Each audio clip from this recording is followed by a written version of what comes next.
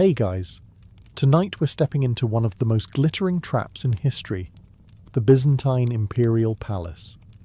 So before you get comfortable, take a moment, like the video and subscribe, but only if you genuinely enjoy what I do here. And let me know in the comments where you're tuning in from and what time it is for you. It's always fascinating to see who's joining us from around the world. Now, dim the lights, maybe turn on a fan for that soft background hum, and let's ease into tonight's journey together. Imagine you're a young noblewoman in the Byzantine Empire, enjoying a relatively peaceful life. You worry about family obligations. You worry about marriage prospects. You worry about whether your mother approves of your embroidery. Normal concerns. Then one day, someone arrives with astonishing news. The emperor might be looking for a wife. And somehow, your name has appeared on the list. Congratulations. You have just become a contestant in what may be history's most stressful lottery. At first, this sounds wonderful. After all, who wouldn't want to become Empress? You would live in Constantinople, the greatest city in medieval Europe. Its massive walls protected hundreds of thousands of people. Its markets overflowed with goods from 3 continents. Its churches glittered with gold mosaics that made visitors wonder whether they had accidentally wandered into heaven. And at the centre of it all stood the imperial palace. If everything went well, you might live there. If everything went poorly, you might also live there. That was part of the problem. From a distance, becoming Empress looked like a fairy tale. Silk dresses, jewelled crowns, banquets, servants, magnificent ceremonies. Up close, it looked more like accepting a job where every co-worker might secretly be plotting against you. The Byzantine Empire inherited the traditions of ancient Rome, and its rulers took ceremony very seriously. The emperor was considered God's chosen ruler on earth. As his wife, you would become the most important woman in the empire. That sounds impressive until you realize that every important person in the empire suddenly develops a keen interest in your business. Nobles watch you. Priests watch you. Foreign ambassadors watch you. Members of your husband's family watch you. Servants watch you. At some point, even the palace cat probably has political opinions about you. Nothing you do escapes attention. Wear the wrong clothing and people talk. Support the wrong court faction and people talk. Fail to produce an heir and people talk. Produce an heir and people talk even more. The ideal Byzantine empress was expected to be beautiful, intelligent, humble, pious, charitable, politically useful, endlessly patient, and capable of navigating one of the most complicated courts in world history. In other words, the empire was searching for a woman who did not actually exist, and the pressure never stopped. You were expected to smile during ceremonies that lasted for hours. You were expected to remember complicated court etiquette. You were expected to support your husband publicly, even when he was making decisions that seemed determined to create fresh disasters. Which, to be fair, some emperors treated almost like a hobby. The most dangerous part was that success often attracted enemies. The more influence you gained, the more people wanted to undermine you. The more popular you became, the more rivals you created. And the more power you accumulated, the more dangerous your position became. The crown glittered beautifully beneath the palace lights, but hidden among the pearls and gold was an uncomfortable truth. In Byzantium, becoming empress was not the happy ending. It was the beginning of the problem. Now that you've discovered becoming empress is far less glamorous than advertised, you still have one major obstacle ahead of you: actually becoming empress. And in Byzantium, that process could be surprisingly strange. Imagine receiving an imperial summons ordering you to travel to Constantinople. Nobody tells you exactly why. Your family suddenly becomes excited. Your mother starts inspecting your wardrobe. Your father begins acting unusually polite. Relatives you've never met suddenly appear and offer advice. This is generally a bad sign. Before long you learn the truth. The emperor needs a wife, and you are one of the candidates. Welcome to the Byzantine bride show. Yes, this was a real thing. Several emperors selected wives through elaborate competitions that gathered unmarried noblewomen from across the empire. Officials would evaluate candidates and determine who possessed the qualities necessary to become empress. In theory, this allowed the emperor to choose the most suitable bride. In practice, it must have felt like participating in the world's most intimidating job interview. The stakes were slightly higher than most interviews, however. If you failed, you went home. If you succeeded, you became one of the most powerful women on earth. No pressure. The exact details varied from case to case, and historians still debate how some of these bride shows operated. But surviving accounts suggest that beauty, family background, intelligence, manners, and political usefulness all played important roles. You couldn't simply look impressive. You had to look impressive while representing a family that wouldn't create future headaches for the emperor. Unfortunately, nearly every noble family specialized in creating future headaches. The most famous example involved the future Empress Theodora, although her path to power was far more unusual than most. Others came from respected aristocratic families and entered palace life through more traditional routes. Regardless of background, every woman faced the same reality. The moment you entered the imperial court, your life stopped belonging entirely to you. Marriage was no longer a personal matter, it was state business. Your future children might become emperors. Your relatives might gain influence.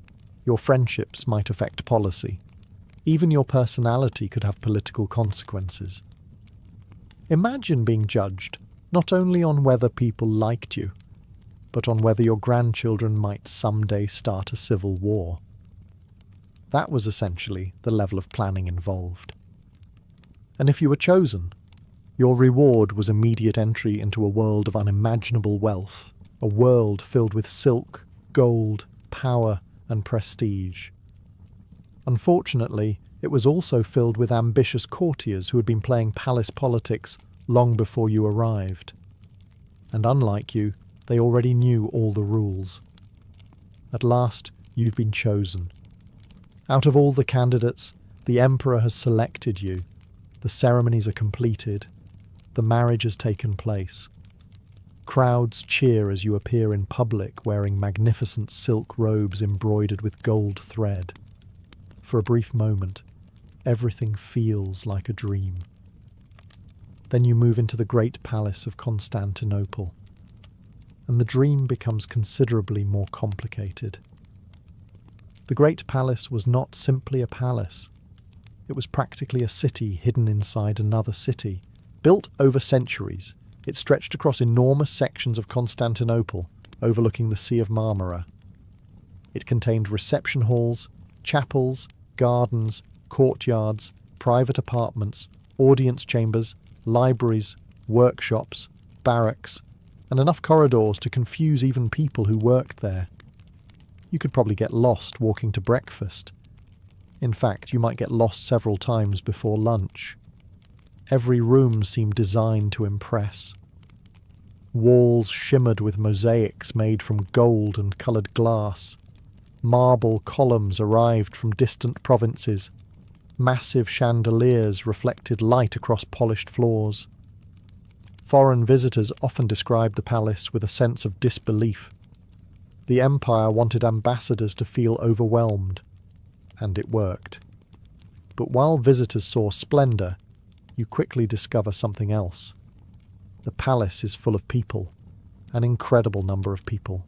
Servants, officials, guards, secretaries, priests, eunuchs, nobles, messengers, attendants, relatives, more relatives, and several people whose purpose seems to be standing in hallways looking important. The palace never truly sleeps. Someone is always moving through its corridors. Someone is always carrying information. And someone is almost certainly discussing you. As Empress, your daily life becomes surprisingly public. You cannot simply wander wherever you want. You cannot always speak freely. You cannot assume conversations remain private. Every appearance is carefully planned. Every ceremony follows strict rules. Even where you stand during official events carries symbolic meaning. The Byzantine court loved ceremony the way some people love their favourite sports team, except the rules were far more complicated. One mistake could cause embarrassment. Several mistakes could create political problems. And political problems in Byzantium had a tendency to grow into disasters. The greatest challenge, however, is learning whom to trust. Everyone smiles, everyone bows, everyone praises your wisdom. This sounds pleasant until you realise they may be doing exactly the same thing for your rivals. The palace is filled with competing factions, ambitious families, and individuals hoping to gain influence through proximity to power. You have entered a world where friendships are valuable, loyalty is uncertain, and gossip travels faster than imperial messengers. The golden ceilings remain beautiful. The gardens remain peaceful. The luxury remains extraordinary. But as you settle into your new home, an uncomfortable realization begins to form. You are no longer merely living in the palace. You are living inside the center of the empire's political battlefield. And before long, another challenge will arrive. Everyone will begin asking the same question. When will there be an heir? No sooner have you learned your way around the great palace than a new responsibility arrives. Actually, responsibility is the wrong word. Expectation is more accurate. Pressure is even more accurate. The entire empire now wants you to have a son. Not eventually. Not when you're ready. As soon as possible. For a Byzantine empress, producing an heir was one of the most important duties attached to the crown. The empire needed stability. Stability required a clear line of succession. And a clear line of succession usually meant a healthy male heir. Simple enough in theory. History, unfortunately, rarely cooperated with theory. The moment your wedding celebrations end, people begin watching for signs of pregnancy. Courtiers speculate, relatives speculate, foreign ambassadors speculate. Even people you've never met seem eager to speculate. The future of the Roman Empire apparently depends upon your private life. No pressure. When an heir finally arrives, the celebrations can be enormous. Church bells ring, public ceremonies are organized, gifts flow through the palace. Citizens rejoice because the future appears secure. For about 5 minutes, then people begin worrying about the next problem, because one son might die young. Several sons might compete against one another. Brothers might become rivals. Uncles might challenge nephews. Generals might decide they would make excellent emperors. Byzantine history contains enough succession crises to fill an entire library. Sometimes having an heir solved problems. Sometimes it created entirely new ones. As Empress, your position often depended heavily on your children. A successful mother of future emperors could gain enormous influence. She might act as regent. She might guide policy. She might become one of the most powerful individuals in the empire. But if your children lost favour, your fortunes could change quickly. Very quickly. The Byzantine court had an unfortunate habit of treating political success as temporary. One year you might be celebrated throughout Constantinople. A few years later, you could find yourself isolated because a rival faction gained the emperor's ear. Some empresses mastered these dangers brilliantly, others did not. Meanwhile, your daily life continues beneath constant observation. Every public appearance is analysed, every rumour is discussed, Every interaction with powerful officials becomes potential political news. You begin to realize that being Empress is less like living in a palace and more like performing on a stage where the audience never leaves. And if producing heirs creates pressure, it is nothing compared to the next challenge awaiting you, because the palace contains something far more dangerous than succession problems. Other ambitious people. By the time you've adjusted to palace life, learned dozens of ceremonial rules, and survived endless questions about heirs, you might think the worst is over. Unfortunately, Byzantium has a surprise for you. Several surprises, actually. Most of them are disguised as friendly people. The great palace is filled with rivals. Some are obvious. Most are not. The dangerous ones rarely announce themselves. Nobody walks up and says, "Good morning, Your Majesty. I intend to destroy your influence and replace your supporters within 6 months." That would at least be honest. Instead, palace politics operates through whispers, alliances, favours, and carefully timed gossip. Everyone smiles, everyone bows, everyone claims loyalty, and everyone seems to be discussing everyone else. As Empress, you quickly discover that every powerful family in Constantinople wants something.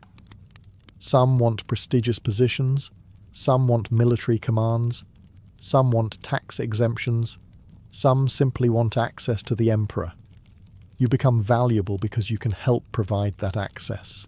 Suddenly people are bringing gifts, offering compliments, praising your wisdom, laughing a little too hard at jokes that are not particularly funny. If someone tells you that you possess the greatest political insight in the empire after meeting you for 3 minutes, caution is advised. They probably want something. One of the most influential groups within the palace consisted of the eunuchs. These officials often occupied key administrative positions and controlled access to important information. Many became trusted advisors, diplomats, and palace managers. Wise empresses learned quickly that understanding palace networks could be just as important as understanding government, because information was power, and power attracted competition. The situation became even more complicated when members of the emperor's own family entered the picture. Mothers, brothers, sisters, cousins, uncles, aunts. The Byzantine imperial family occasionally resembled a collection of rival kingdoms forced to share the same dining table. Family dinners must have been fascinating. And by fascinating we mean terrifying. History offers countless examples of relatives plotting against one another in pursuit of influence. An ambitious brother might view an heir as an obstacle. A powerful mother-in-law might resent an empress's growing authority. A cousin might believe the throne should belong to him instead. The possibilities were endless. So were the conspiracies. The difficult truth was that popularity could become dangerous. The more influence you gained, the more attention you attracted. The more attention you attracted, the more enemies appeared. And in Constantinople, enemies did not always attack openly. Sometimes they spread rumours. Sometimes they built alliances. Sometimes they simply waited. As you settle deeper into palace life, one lesson becomes impossible to ignore. The greatest threats to an empress rarely came from foreign armies beyond the city walls. They usually came from people standing much, much closer. If palace rivalries are the hidden danger of being empress, ceremonies are the visible one. And there are a lot of ceremonies. An almost unbelievable number of ceremonies. The Byzantine Empire loved ritual with a level of enthusiasm normally reserved for sports fans discussing championship games. Every movement had meaning. Every garment had meaning. Every seat had meaning. Every doorway had meaning. At some point you begin to suspect that even the curtains have official ceremonial duties. As Empress, much of your life becomes a carefully choreographed performance. You attend religious festivals. You welcome foreign ambassadors. You participate in imperial processions. You appear at public celebrations. You accompany the emperor during important state occasions. And every one of these events follows rules that have been refined over centuries. Sometimes centuries of rules create a lot of rules. Visitors to Constantinople were often amazed by these spectacles. The imperial court seemed almost supernatural. Golden robes shimmered beneath candlelight. Choirs filled churches with music. Officials moved according to precise protocols. The emperor and empress appeared surrounded by an atmosphere of sacred authority. This was intentional. The empire wanted people to be impressed. It wanted ambassadors to return home, convinced they had witnessed the greatest court on earth. It wanted subjects to see stability, order, and divine favour.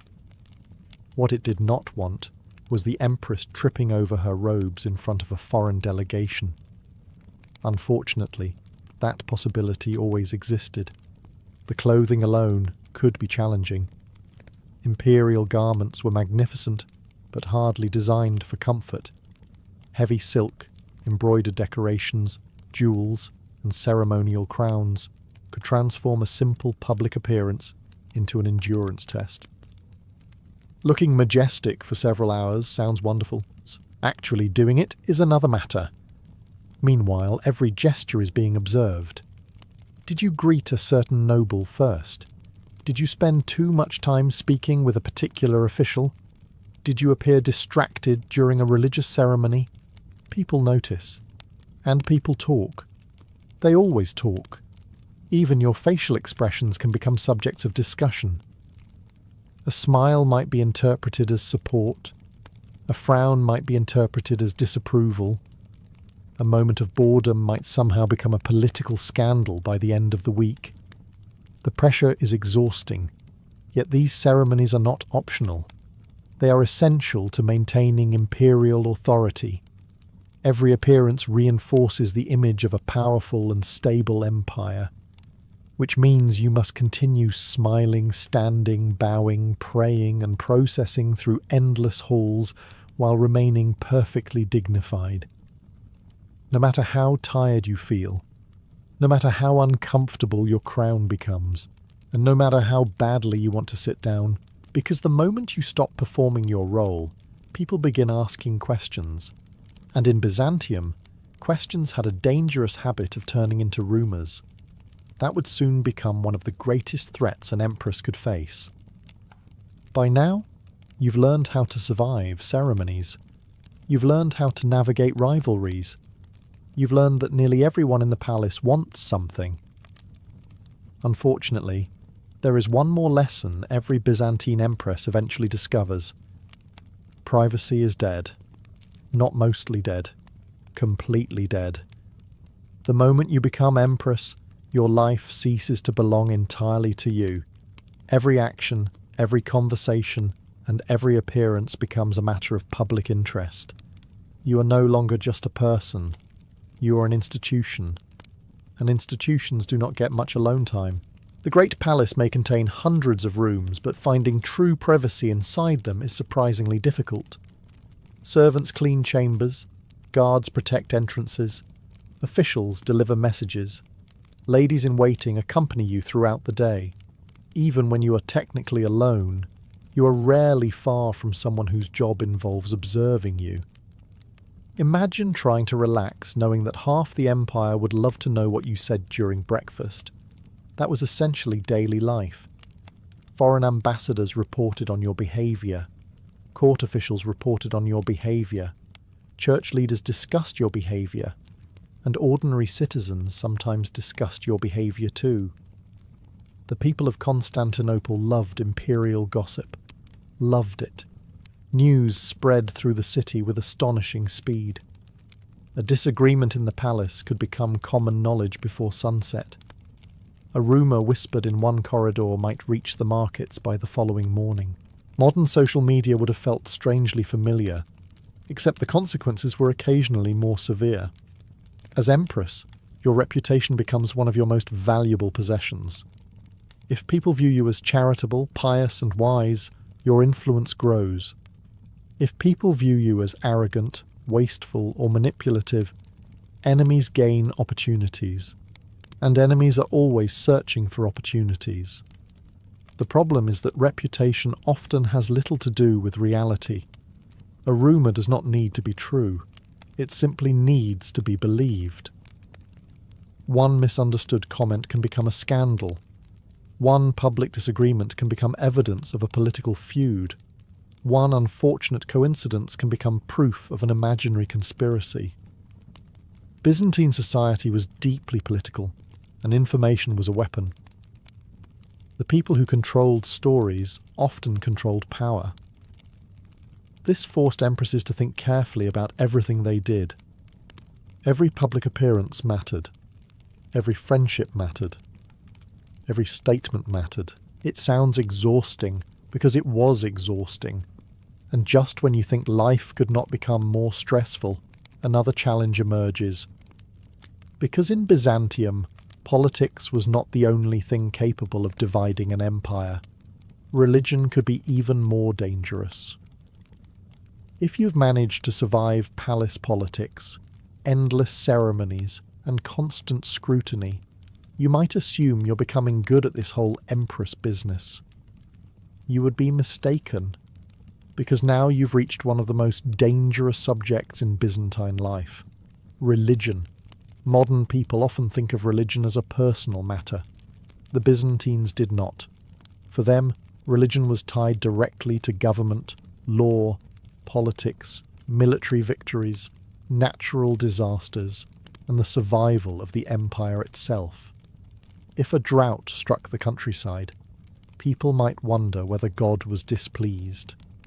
If an army suffered defeat, people might debate whether the empire had strayed from true doctrine. If an earthquake damaged Constantinople, theological arguments could suddenly become very urgent. And somehow, as Empress, you could find yourself caught in the middle of all of it. This was particularly dangerous because Byzantine Christians frequently disagreed about theology. And when Byzantines disagreed about theology, they did so with remarkable enthusiasm. A debate over the nature of Christ could divide cities. Arguments over icons could divide families.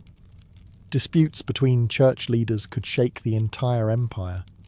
Imagine an argument so intense that it threatens national stability. The Byzantines considered that a normal Tuesday.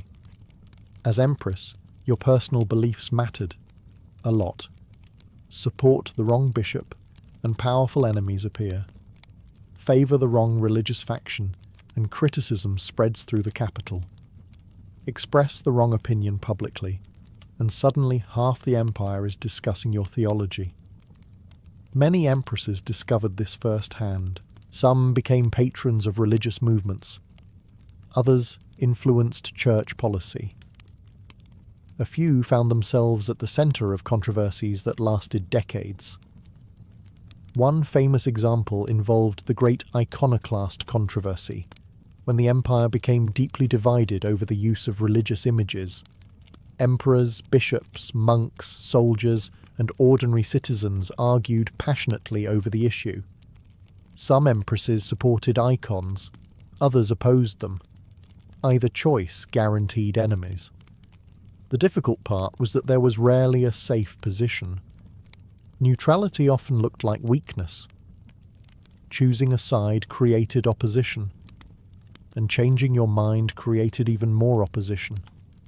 It was the political equivalent of trying to walk across a frozen lake, while everyone around you argued about which direction was safest. Eventually, something was going to crack. The pressure could be immense. You were expected to defend the faith, support the emperor, maintain public respect, and somehow avoid becoming the focus of a theological firestorm. If you've made it this far as a Byzantine empress, congratulations. You have survived court politics, you have survived religious controversies, you have survived rumours, you have survived ambitious relatives.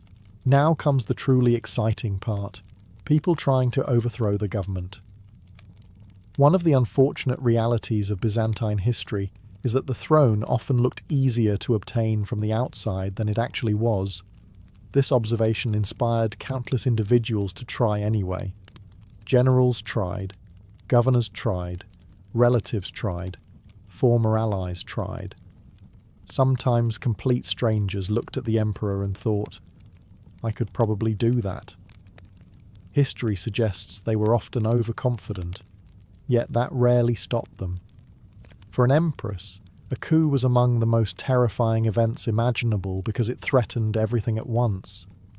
Your position, your family, your children, your wealth, your future, your life.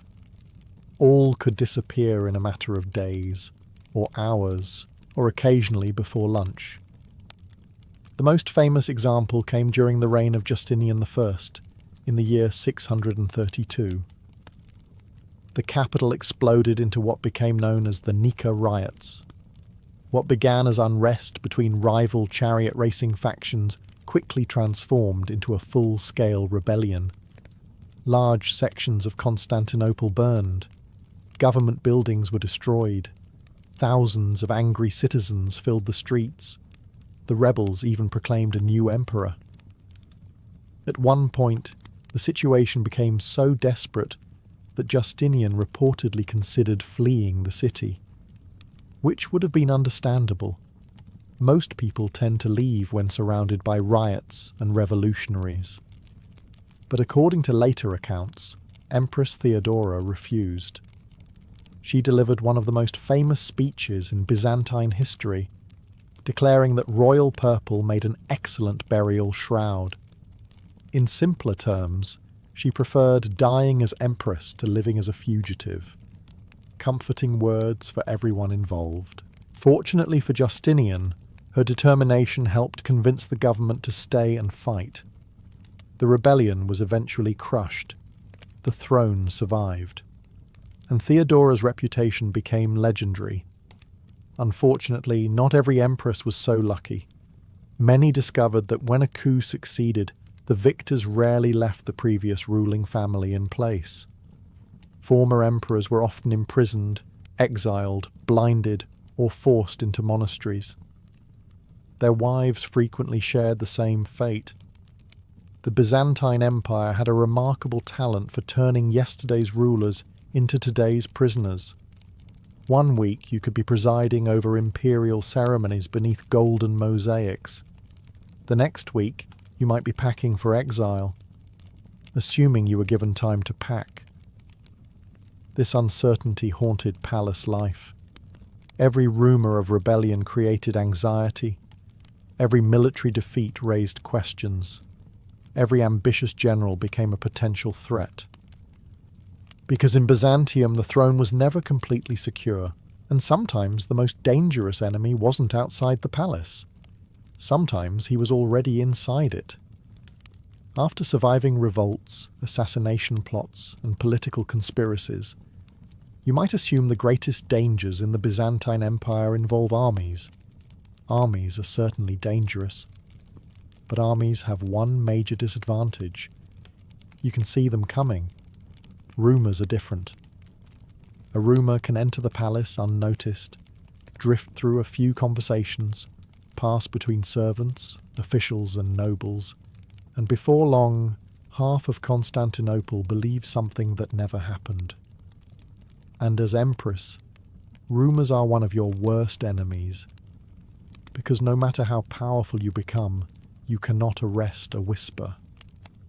The capital of Constantinople was one of the largest cities in the medieval world. Hundreds of thousands of people lived behind its famous walls. Merchants arrived from distant lands. Pilgrims filled the streets. Sailors crowded the harbours. And everyone loved gossip. The Byzantines may have built magnificent churches and preserved Roman civilization, but they also enjoyed discussing the private lives of important people with extraordinary enthusiasm, particularly yours. If you appeared too close to a certain nobleman during a ceremony, people talked. If you argued with a church leader, people talked. If you stayed out of public view for a few weeks, people talked. If you appeared in public every day, people still talked. It was an impressively efficient system. Sometimes rumours were harmless. Most were not. A false story could damage your reputation. It could weaken political alliances. It could encourage rivals. It could even convince powerful figures that the emperor's family was losing support. And in Byzantium, perception often mattered almost as much as reality. Perhaps people begin claiming that you are secretly controlling the emperor. Perhaps they claim you favour one religious faction over another. Perhaps they insist that your family is planning to seize more power. None of these stories need evidence. They simply need listeners. And there were always listeners. Some empresses became legendary targets of gossip. Theodora, despite her intelligence and influence, inspired countless stories from both supporters and enemies. Centuries later, historians still argue about which accounts are true, and which were little more than political attacks disguised as history. That tells you everything you need to know. If scholars cannot agree after 1,000 years, imagine how confusing things were at the time. The cruelest part is that defending yourself often made matters worse. Deny a rumour too strongly, and people become suspicious. Ignore it, and people assume it must be true. You are trapped. And while rumours could destroy reputations, the next danger was even worse. Because eventually, every Byzantine empress had to confront a terrifying possibility. What happens if you lose? Every Byzantine empress eventually lived with a quiet fear. Not the fear of invasion, not the fear of rebellion, not even the fear of assassination. The real fear was waking up one morning and discovering that your world had vanished overnight. Because in Byzantium, losing power rarely meant simply losing power. It meant losing everything. One day you might be seated beside the emperor beneath golden mosaics, while officials bowed before you. The next day, those same officials might be bowing before somebody else. Political fortunes changed with astonishing speed in Constantinople. A failed military campaign, a palace conspiracy, a disputed succession, an unpopular policy. Any one of these could bring down an emperor. And when emperors fell, empresses usually fell with them. The Byzantine solution to this problem was surprisingly consistent. Send them to a monastery. The empire had an almost magical ability to solve political disputes by forcing people to become monks or nuns. Former emperors became monks, princes became monks, rivals became monks, and empresses frequently became nuns. One begins to suspect the monasteries of Byzantium were filled with people who had other career plans. Officially, entering a monastery was a religious act. Unofficially, it was often a very convenient way to remove someone from politics. Once inside, your opportunities to lead armies, organize rebellions, or reclaim the throne became significantly limited. At least that was the theory. Reality was often more complicated. Some exiled empresses continued influencing politics through letters, allies, and family connections. Others quietly accepted their fate and disappeared from public life. Many had little choice. Imagine spending years living in one of the most luxurious palaces on earth. You wear silk. You command servants. You participate in grand ceremonies. Then suddenly you find yourself in a modest monastery, following strict religious routines. The adjustment must have been dramatic, to put it mildly. And monasteries were not the only destination. Some empresses were sent into exile far from Constantinople. Others were confined to estates. A few were imprisoned. The lucky ones retained some comfort. The unlucky ones discovered how quickly former friends disappeared, because power attracts loyalty. Losing power reveals who was actually loyal. That lesson repeated itself throughout Byzantine history. The most tragic part was that many fallen empresses had done nothing wrong. They simply happened to be connected to the wrong emperor at the wrong time. When dynasties collapsed, innocence offered little protection. Political necessity usually mattered more. Yet despite these dangers, some remarkable women refused to accept defeat. Some fought their enemies. Some reclaimed power. And a few managed something even more extraordinary. They became stronger after losing everything. Not every Byzantine empress accepted defeat quietly. Some certainly did. Some entered monasteries, faded from public life, and spent their remaining years far from the centre of power. But others looked at exile, political rivals, military threats, and hostile court factions, and essentially said, no. These women became some of the most remarkable figures in Byzantine history, because surviving the Byzantine court required intelligence, thriving in it required courage, and fighting back after losing everything required something close to stubbornness on a legendary scale. Take Empress Irene, for example. Originally arriving in Constantinople as a young bride, she eventually became one of the most powerful rulers the empire had ever seen. After the death of her husband, Emperor Leo IV, she served as regent for her young son. Many people expected her influence to be temporary. Irene had other ideas. Over time, she maneuvered through court politics, neutralized rivals, and gradually consolidated power. Eventually, she became the sole ruler of the empire, not empress beside an emperor, not regent for an emperor, the ruler. In a world dominated by men, this was extraordinary. It was also controversial, very controversial. Her reign generated both admiration and criticism, but one thing was undeniable. Nobody could accuse Irene of being passive. Then there was Theodora, one of the most famous women in Byzantine history. After the death of her husband, Emperor Theophilos, she acted as regent for her son and helped restore the veneration of icons, ending one of the empire's most bitter religious disputes. For decades, emperors, bishops, soldiers and citizens had argued over religious images. The conflict divided the empire. Theodora helped bring it to an end. Not bad for someone living in a society that often expected women to remain in the background. Again and again, Byzantine history produced women who refused to accept the limitations others placed upon them. Some negotiated, some plotted, some built alliances, some outmaneuvered powerful generals and experienced politicians. A few even proved better rulers than the men around them, which must have been particularly irritating for those men. Of course, fighting back carried enormous risks. Failure could mean exile, imprisonment, or political destruction. Success created enemies, sometimes even more enemies than before. Yet these women continued anyway, because after years spent navigating palace intrigue, religious disputes, conspiracies, and constant scrutiny, many empresses learned a valuable lesson. In Byzantium, survival often belonged not to the strongest person, but to the most determined, and that raises the final question.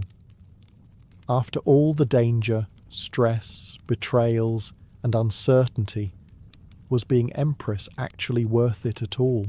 After everything you've endured, it is time to ask the obvious question. Was being a Byzantine empress actually worth it? At first glance, the answer seems obvious. Of course it was. You lived in the richest city in Europe. You wore silk imported from distant lands. You attended ceremonies that dazzled foreign ambassadors.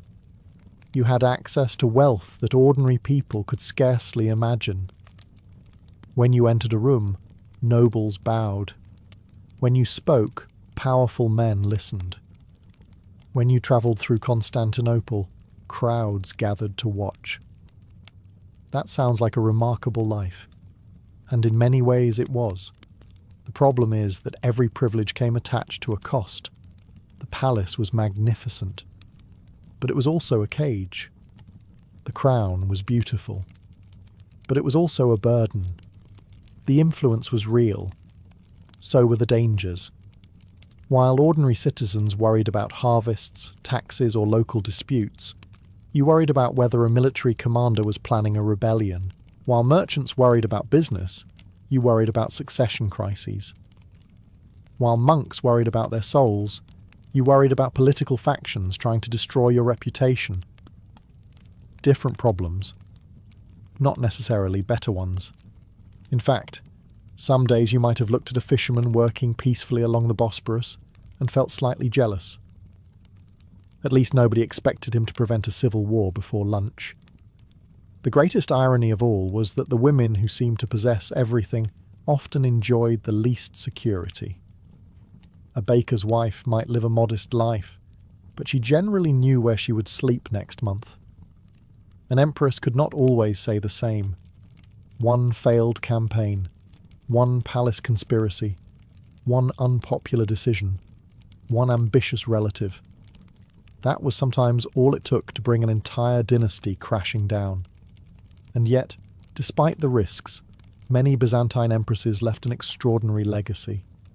They built churches, they sponsored charities, they influenced laws, they shaped religious policy, they guided emperors, some ruled empires, others saved them.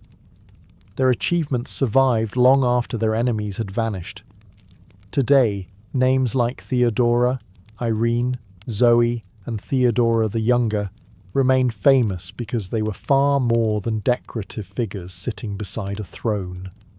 They were political players in one of history's most complicated societies. So was being Empress worth it? Perhaps the answer depends on the person. If you enjoyed luxury, influence, prestige, and the chance to shape history, then maybe yes. If you preferred privacy, safety, peace of mind, and a reasonable work-life balance, then absolutely not. In the Byzantine Empire, becoming empress meant gaining the world. The challenge was keeping it. And more often than not, that proved to be the hardest part of all. And so, as our journey through the Byzantine palace comes to an end, you finally get to do something that many empresses desperately wish they could do. Take off the crown. Not because the ceremonies are over. Not because the empire is safe. But because carrying that crown every day was exhausting. Looking back, the life of a Byzantine empress was a strange contradiction. From the outside, it appeared to be the closest thing the medieval world had to a fairy tale. Gold-covered halls, silk robes, jewelled crowns, servants attending to every need, the admiration of millions, the power to influence the fate of an empire. It sounds wonderful, until you remember that fairy tales rarely include tax revolts, palace coups, theological controversies, and relatives plotting against each other at dinner. Byzantine empresses lived at the centre of one of history's most sophisticated civilizations. Constantinople stood as the greatest city in Europe for centuries. Its walls protected it from countless enemies. Its merchants connected continents. Its churches inspired awe throughout the Christian world. Yet the women at the top of this magnificent society often paid a heavy personal price. Many lost children. Many lost husbands. Many lost their freedom. Some lost everything. A few lost their lives. And all of them lived under pressures that would have broken most people. What makes these women remarkable is not simply that they survived. It is that many of them managed to leave their mark on history despite the obstacles surrounding them. Theodora helped save a dynasty during its darkest moment. Irene became ruler in her own right. Zoe repeatedly fought her way back into power despite attempts to remove her. Theodora the Younger helped reshape the religious future of the empire. Again and again, Byzantine empresses demonstrated intelligence, resilience, and determination. Sometimes they were heroes, sometimes they were villains. Often they were a complicated mixture of both. but they were never merely decorations beside the throne. They were active participants in the story of the empire. And perhaps that is the greatest lesson of all. The crown did not make these women powerful. Their ability to survive the crown did. So the next time you see a glittering mosaic of a Byzantine empress dressed in gold and pearls, remember that you are not simply looking at a symbol of wealth. You are looking at someone who spent every day navigating one of the most dangerous political environments in human history. Which is why, despite all the luxury, prestige and influence, being a Byzantine empress was probably not the dream job it appeared to be. It was, however, one of the most fascinating. The dangers of medieval travel begin the moment you leave home. Not when the bandits appear, not when the storm arrives, not when sickness strikes halfway through your journey. The real danger starts when the familiar world disappears behind you. It is dawn. A pale orange light spreads across the horizon as you stand at the edge of your village. Behind you are the thatched roofs, the fields you know by heart, and the people who have known you since childhood. Ahead lies a muddy road winding toward distant towns, forests, rivers, and countless unknowns. You adjust the strap of your travel bag and take one final look back. For most medieval people, this would be a strange sight. The vast majority never travelled far from where they were born. A peasant might spend an entire lifetime within a radius of 10 or 15 miles. Everything they needed was nearby: family, work, church, and market. The world beyond that was often little more than rumour.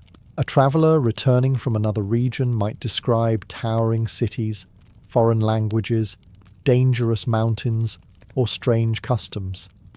For many listeners, these stories sounded almost like fairy tales. Today, however, you are becoming one of those travellers. Perhaps you are a merchant carrying wool to a distant market. Perhaps a pilgrim heading toward a famous shrine. Maybe you are a messenger, a craftsman seeking work, or simply someone escaping hardship. Whatever your reason, you are stepping into a world with very few guarantees. There are no maps tucked into your pocket, no weather forecasts waiting on a glowing screen, no emergency services, no roadside hotels displaying vacancy signs. Even knowing where you are can become difficult. Many roads are little more than dirt tracks worn into the landscape over centuries. Signposts are rare. Local directions often sound suspiciously unhelpful. Follow the old oak tree. Which oak tree?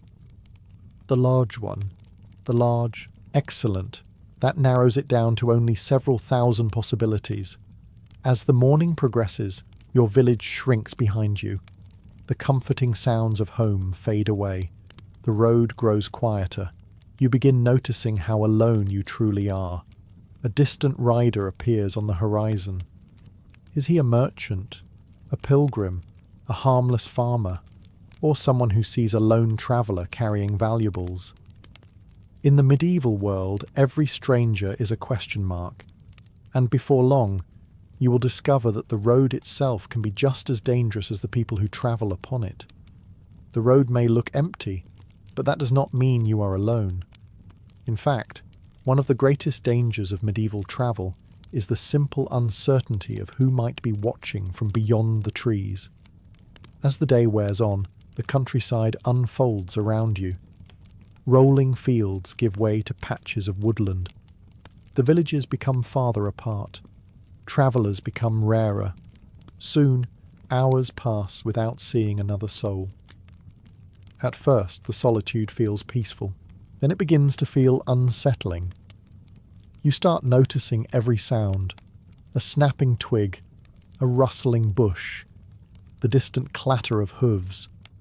Your hand instinctively tightens around your walking staff.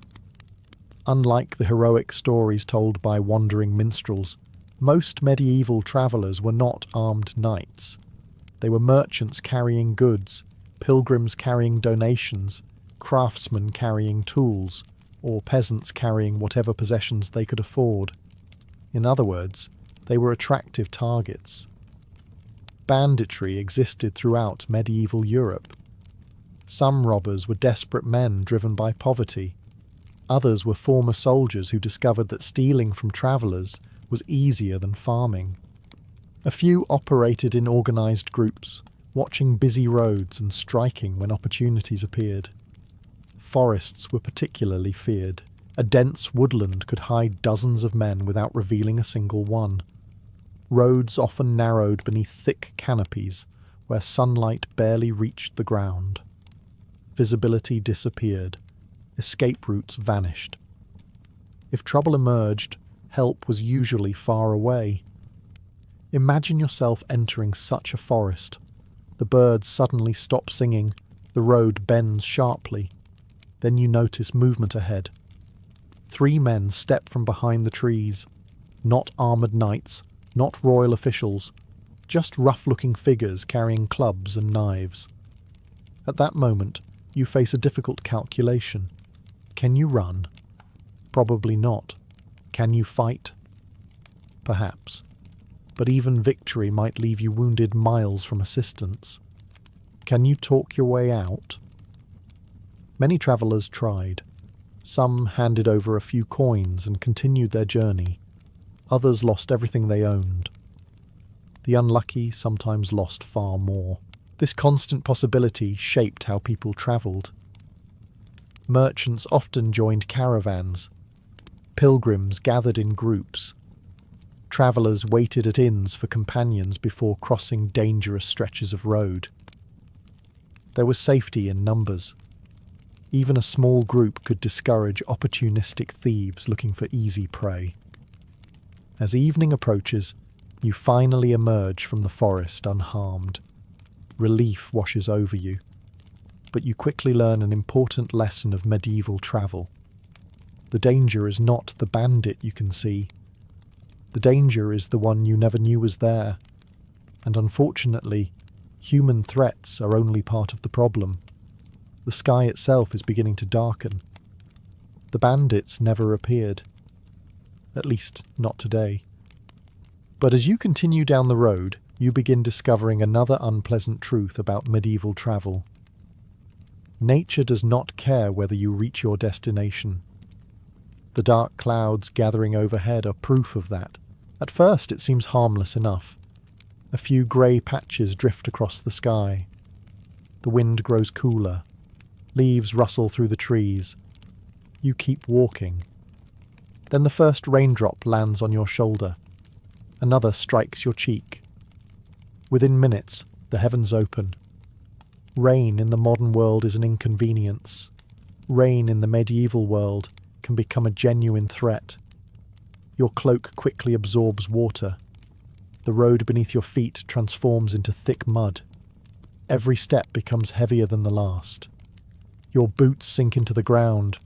Wheels of passing carts carve deep ruts that fill with water. Soon the road barely resembles a road at all. Medieval routes were rarely paved outside major cities and important trade roads. Most were dirt tracks. During heavy rain, they became rivers of mud capable of slowing travellers to a crawl. A journey expected to take 3 days might suddenly require 5. Food supplies run lower, money runs thinner, tempers grow shorter, and that is merely the beginning. The wind intensifies. Rain lashes sideways across the countryside. Visibility shrinks. Hills disappear behind curtains of water. Landmarks become difficult to recognise. You are no longer certain where the road actually goes. For medieval travellers, getting lost was a constant possibility. There are no road maps tucked inside your bag. No helpful voice announcing that you should turn left in 200 yards. Instead, there is only rain, mud, and your increasingly questionable sense of direction. Then comes thunder. A loud crack echoes across the sky. You instinctively flinch. People in the Middle Ages often viewed violent storms with a mixture of fear and awe.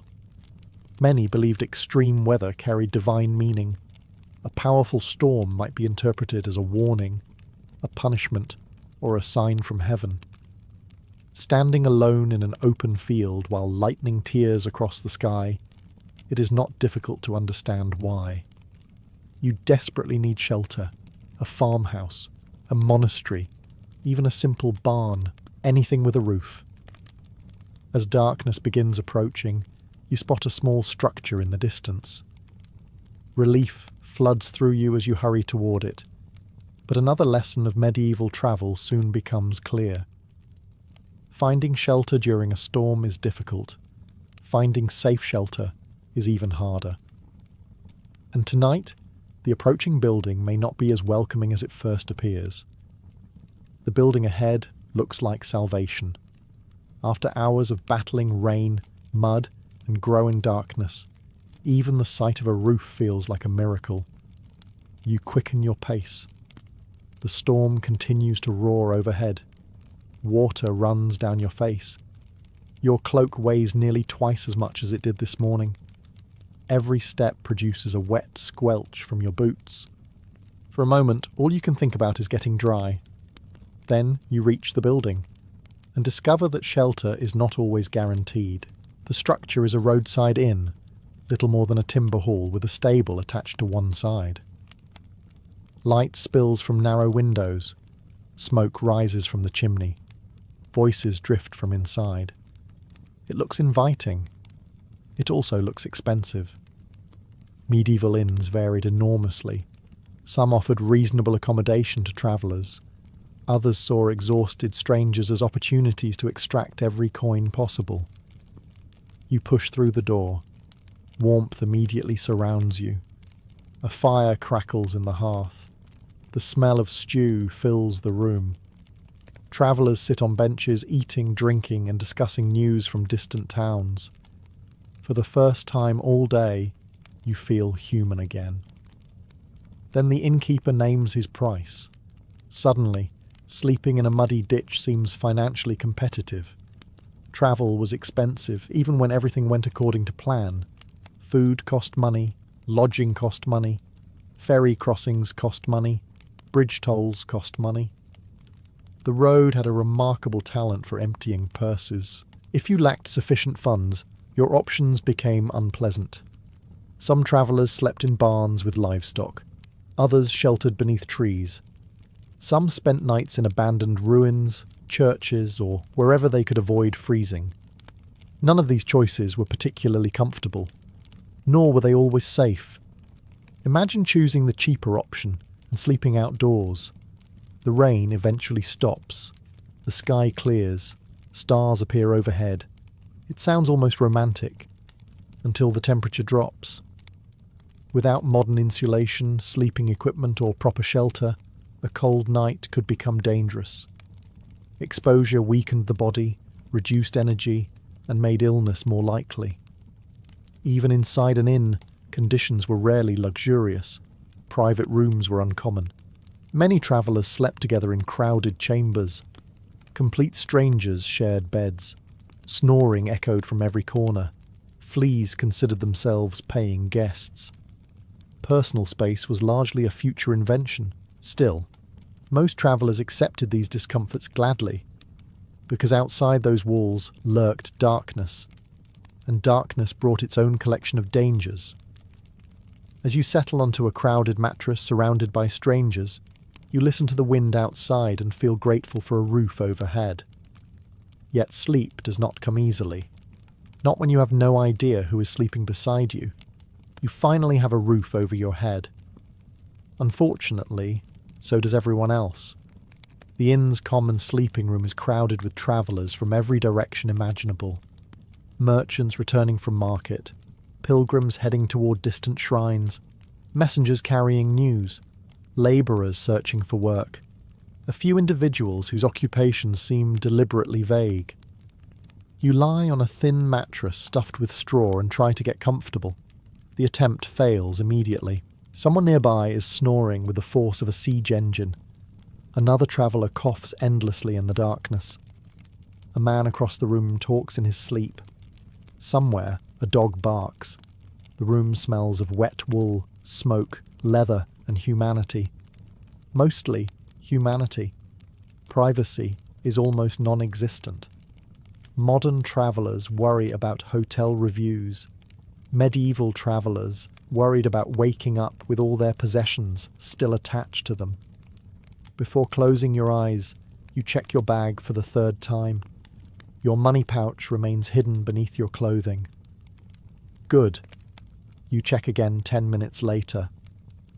Still there. Excellent.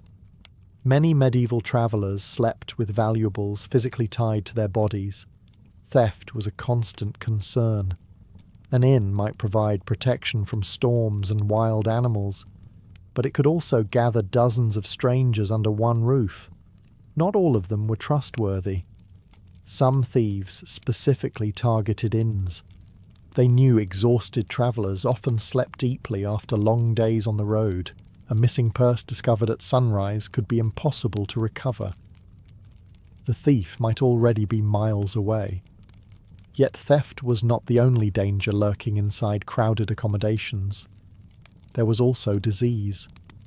The medieval world had little understanding of germs.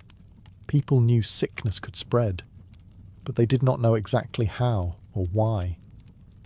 Travellers regularly shared beds, blankets, cups, benches, and dining tables with complete strangers. Every crowded inn became a meeting place for more than just people. Fleas arrived, lice arrived, various illnesses arrived as well.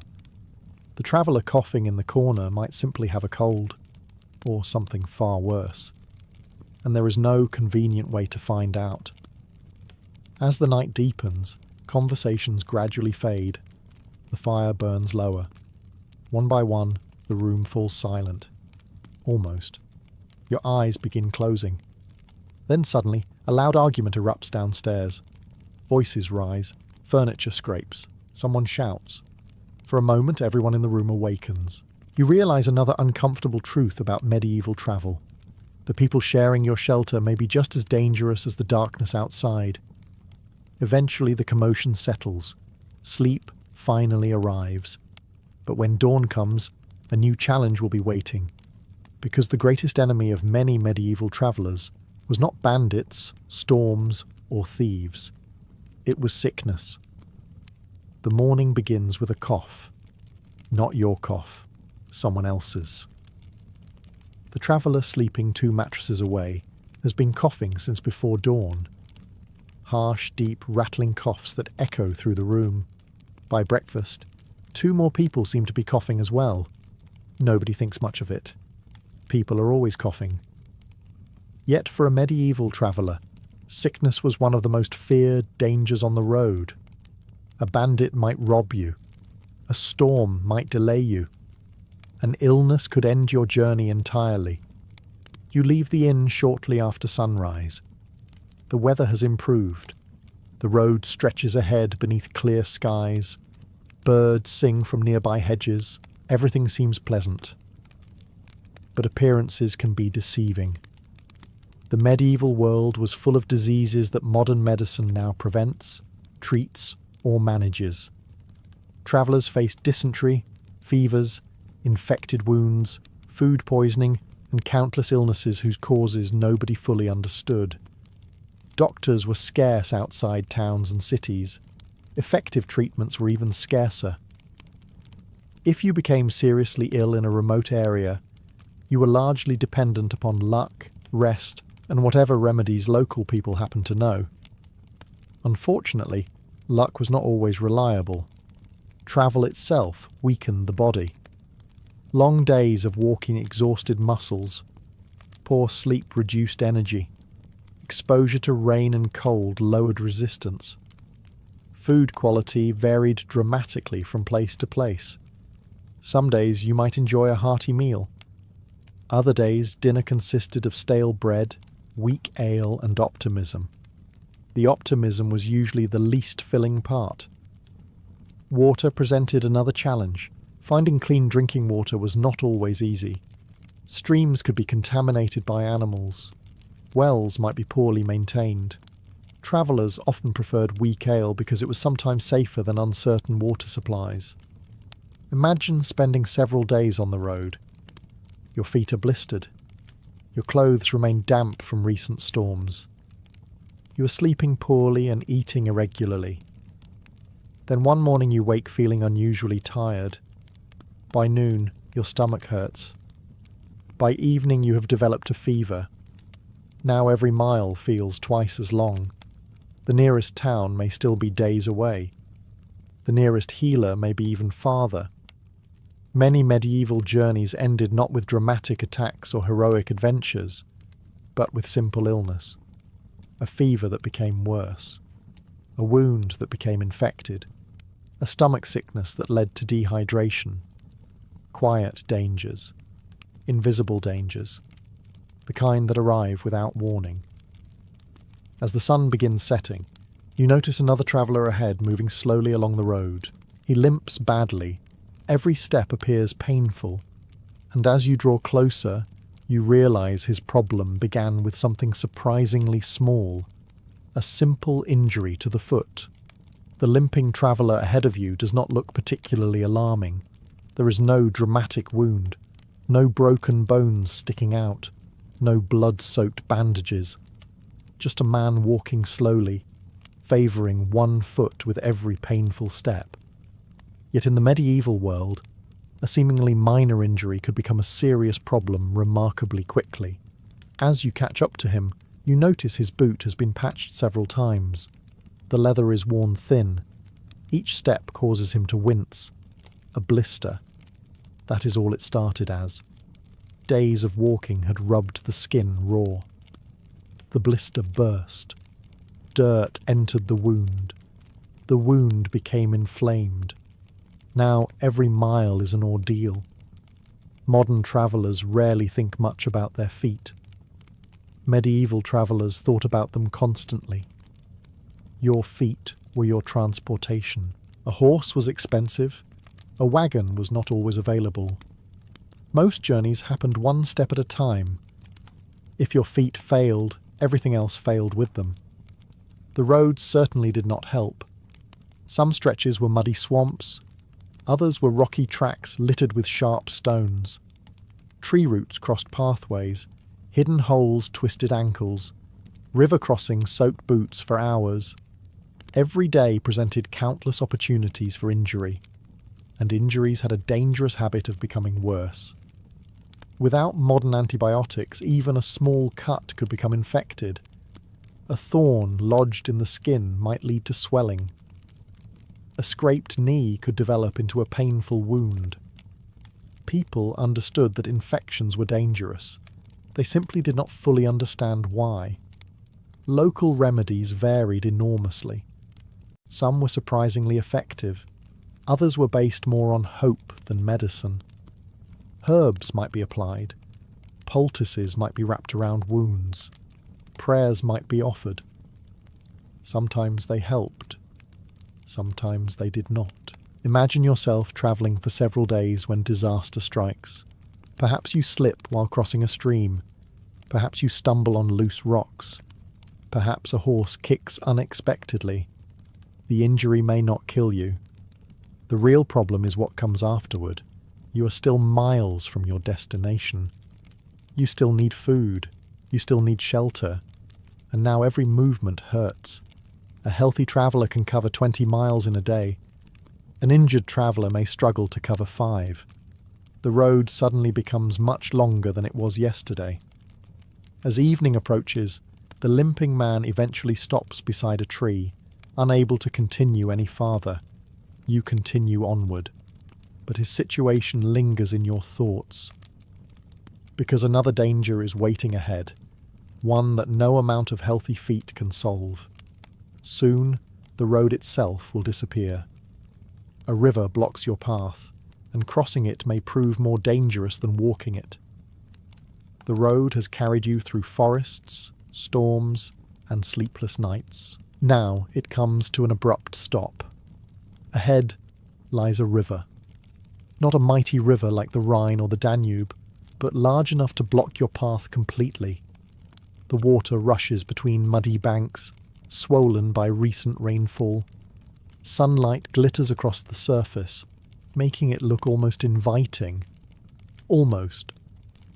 Because medieval travellers knew that rivers could be surprisingly deadly. You approach the bank and search for a bridge.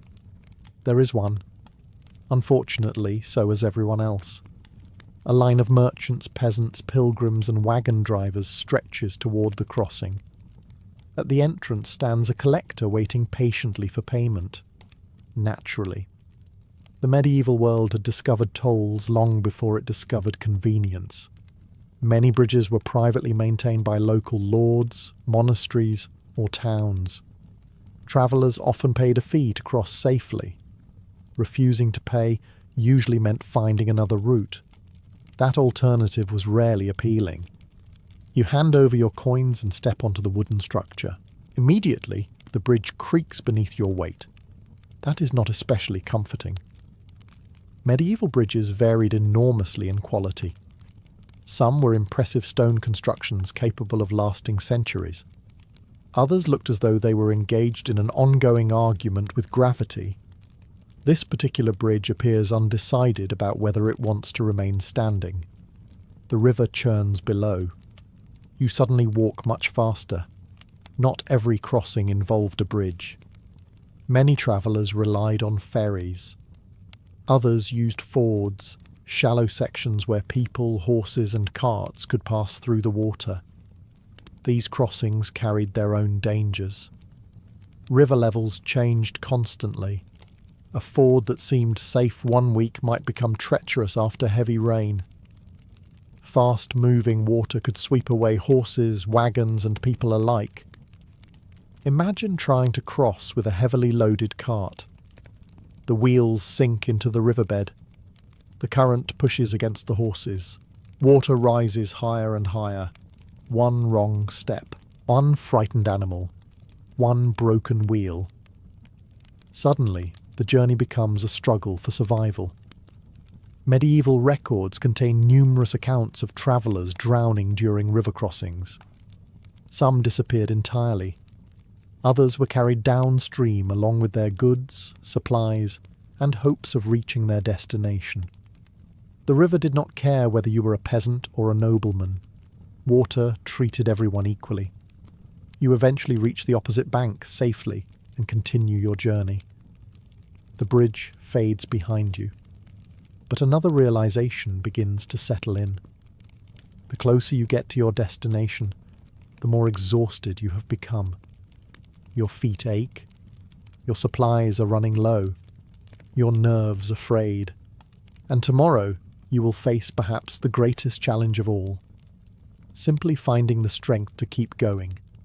The destination is finally close. After days on the road, you can see the walls of the town rising in the distance.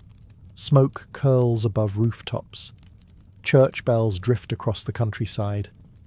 Merchants, farmers and travellers move along the road ahead. You should feel triumphant.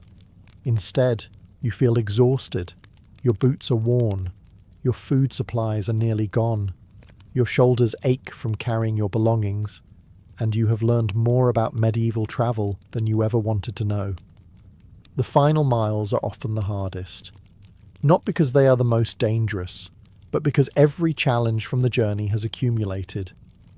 Small discomforts become large ones. Minor aches become constant companions. You are tired in a way that settles deep into the bones. As you approach the town gate, you pass other travellers arriving from different directions. A merchant leading weary pack animals. A pilgrim whose cloak is stained with mud from several countries.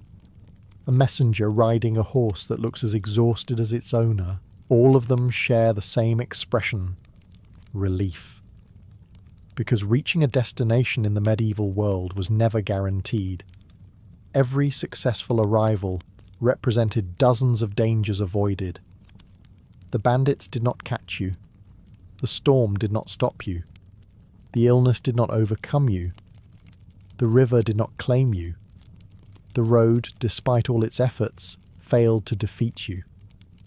That alone is an achievement.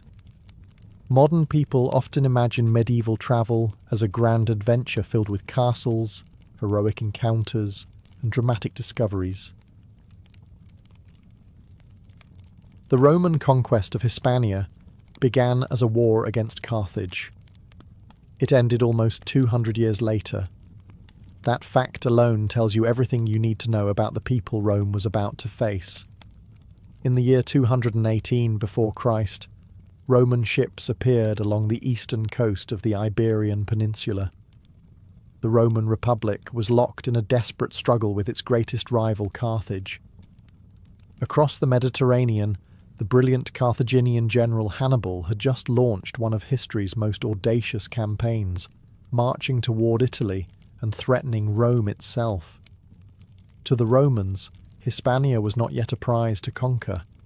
It was a battlefield, a place where silver mines funded Carthaginian armies, where tribal warriors filled Hannibal's ranks, and where Roman generals hoped to cut the enemy's lifeline. The plan seemed simple. Defeat the Carthaginians, take their ports, destroy their influence, go home. Unfortunately for Rome, Hispania had other ideas. The land stretching beyond the Mediterranean coast was unlike anything most Roman commanders had encountered. Vast mountain ranges divided regions from one another. Thick forests covered valleys. Rugged plateaus stretched endlessly across the interior. Rivers cut through the landscape like natural fortifications. Even more challenging were the people who lived there. The peninsula was not a single kingdom waiting to be defeated. It was home to dozens of tribes and cultures. Iberians occupied much of the eastern and southern regions. Celtiberian peoples dominated parts of the interior. In the west lived the Lusitanians. In the north, fierce mountain tribes remained largely untouched by outside powers. They spoke different languages. They followed different customs. They often fought one another. Yet they shared one important characteristic. They had absolutely no interest in becoming subjects of Rome. At first, Roman victories came quickly. The famous general Publius Cornelius Scipio, later known as Scipio Africanus, captured the great Carthaginian base of New Carthage. One by one, Carthaginian armies were defeated. Eventually, Rome emerged victorious from the Second Punic War. The original mission had been accomplished. The enemy was gone. The logical thing would have been to leave. Rome, however, rarely left profitable territory behind. Hispania possessed rich silver mines, fertile farmland, and valuable trade routes. Roman senators looked westward and saw wealth waiting to be collected. What they did not see was the long nightmare ahead. Because while Carthage had been defeated, the tribes of Hispania remained. And unlike Carthage, they had no capital city to capture, no single king to overthrow, and no intention of surrendering. The real conquest was only beginning. The conquest should have been over. Carthage was defeated. Its armies had been driven from Hispania. Its ports belonged to Rome. Its silver mines were now filling Roman coffers instead of Carthaginian ones. By every measure familiar to Roman generals, victory had been achieved. Yet the fighting continued. Year after year, decade after decade, eventually, generation after generation. The reason was simple. Rome had defeated an empire. Now it had to conquer a land. And Hispania was determined to make that as difficult as possible. The Roman Republic had grown accustomed to fighting enemies who could be beaten in familiar ways. Capture a city, defeat a king, destroy an army, negotiate a treaty. The machinery of conquest was well practiced. In Hispania, those rules rarely applied. The peninsula was enormous. Mountains split entire regions apart. Deep valleys concealed villages from outsiders. Dense forests swallowed roads and armies alike. Harsh plateaus stretched for miles beneath an unforgiving sun. Roman maps were often incomplete. Roman knowledge was limited. Roman confidence would soon suffer the same fate. Imagine being a Roman commander arriving from Italy. You expect open battles and clear objectives. Instead, local tribes seem to appear from nowhere. One day they swear loyalty. The next day they attack your supply wagons. One village welcomes Roman merchants. Another ambushes Roman patrols. It was enough to give a governor grey hair several years ahead of schedule. The tribes themselves were incredibly diverse. The Iberians along the Mediterranean coast had long traded with foreign peoples. Some cities adopted aspects of Greek and Phoenician culture. Others prospered through commerce and agriculture. Farther inland lived the Celtiberians, fierce warriors whose culture blended Celtic and Iberian traditions. Their hilltop settlements overlooked strategic valleys and mountain passes. Then there were the Lusitanians of the west. To Roman writers, they seemed almost impossible to control. They moved quickly through difficult terrain, fought aggressively, and vanished before Roman forces could respond. And beyond them, in the rugged northern mountains, tribes lived in regions so remote that many Romans viewed them as existing at the edge of the known world. The greatest challenge was that there was no single enemy. Even when Rome defeated one tribe, another would rise. Even when one region was pacified, another erupted into rebellion. Victory never seemed permanent. Every campaign appeared to solve one problem while creating three more. The Senate in Rome expected quick results. The generals in Hispania knew better, because the deeper they marched into the peninsula, the more they realized a troubling truth. The tribes were learning how to fight Rome. And soon, one man would emerge who could unite that resistance better than anyone before him. The tribes of Hispania were learning how to fight Rome, and before long they found a leader who seemed born for that purpose. His name was Viriathus. To the Romans, he would become a nightmare. To many people in Hispania, he became a hero. The story begins in the rugged lands of Lusitania, in western Hispania. Roman sources claim Viriathus was once a shepherd. Others suggest he may have worked as a hunter or herdsman. Whatever his origins, one thing is clear. He did not come from a royal family. He was not a wealthy noble. He was not a celebrated military commander. At least not yet. What transformed him was Rome itself. In the middle of the 2nd century before Christ, Roman governors in Hispania were under constant pressure to deliver victories, wealth, and stability. Some attempted diplomacy, others preferred harsher methods. One of those governors was Servius Sulpicius Galba. He offered peace to thousands of Lusitanians who had been fighting Roman forces. According to ancient accounts, the Lusitanians accepted his terms and gathered where instructed, expecting land and reconciliation.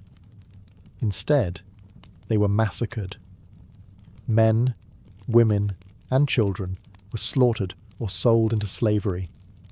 It was one of the darkest episodes of the Roman conquest. And somehow, Viriathus survived. If he had merely hated Rome afterward, history might have forgotten him. Instead, he decided to fight. What made Viriathus dangerous was not just courage, it was intelligence. Roman commanders expected tribal warriors to charge recklessly into battle. Viriathus refused to cooperate with that expectation. He understood the mountains, forests, and valleys of western Hispania better than any Roman general ever could. When Roman armies advanced, he disappeared. When they relaxed, he struck. When they chased him, he led them into difficult terrain. When they retreated, he attacked their rear.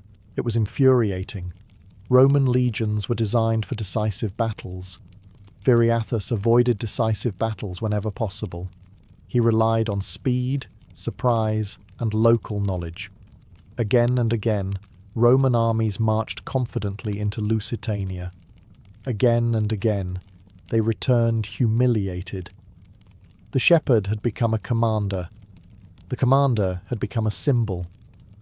More importantly, tribes that normally quarrelled among themselves began rallying around him. For the first time, Rome faced something truly dangerous in Hispania. Not a city, not a tribe, not a rebellion. A leader capable of turning resistance into a movement. And with every Roman defeat, the legend of Viriathus grew larger. As the legend of Viriathus grew in the west, another challenge was emerging in the heart of Hispania. A city. Not a grand metropolis filled with marble temples and towering monuments. Not a wealthy trading centre commanding vast resources. Just a small hilltop settlement called Numantia. Yet this modest Celtiberian city would embarrass Rome for nearly 20 years, and in the process become one of the greatest symbols of resistance in ancient history. Located in the rugged uplands of central Hispania, Numantia occupied a naturally defensive position. Surrounded by hills and difficult terrain, it overlooked the approaches that any invading army would need to use. The city itself was not particularly large. Its defenders, however, possessed something Rome increasingly found difficult to conquer: determination. The conflict began when Roman authorities attempted to tighten their control over the Celtiberian tribes. As always, Rome expected resistance. What it did not expect was how effectively that resistance would be organised. Again and again, Roman armies marched into the region. Again and again, they failed. Some commanders underestimated their opponents. Others suffered from poor planning. A few simply discovered that the warriors of Numantia had no intention of cooperating with Rome's timetable for conquest. One Roman army after another returned home defeated, frustrated, or humiliated. At one point, a Roman consul found himself trapped and forced into an agreement with the Numantines to save his army from destruction. The Senate in Rome was furious, not with the enemy, with their own commander. The treaty was rejected. The war continued. Naturally.